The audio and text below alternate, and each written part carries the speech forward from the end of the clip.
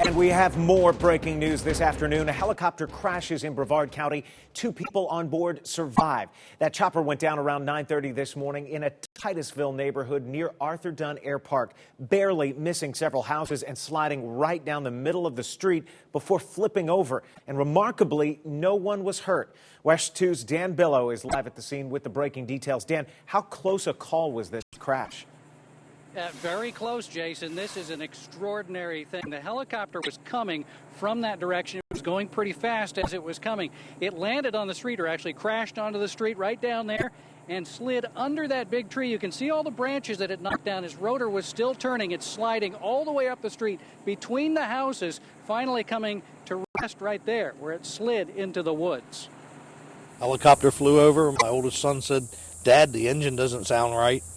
And a few minutes later, we heard all this racket, and sure enough, helicopter was down.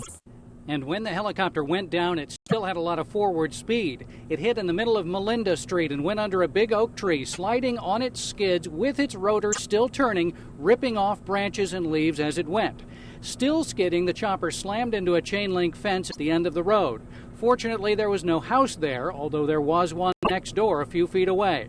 Also remarkably, the 2 people on board escaped with scratches. They walked away. The pilot told the fire department he may have accidentally flipped the wrong switch as he was preparing to land at the airport. He killed the power to the engine while still going forward, so instead of coming straight down, the chopper crash landed like an airplane.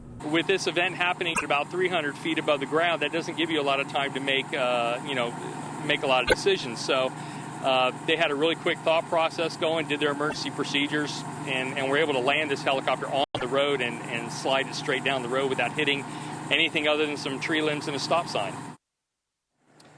They did not, however, stop at that stop sign, but the police department says they will not give them a ticket for that. Seriously, the pilot was on his way to land at the airport, which is down in that direction. They were going to refuel.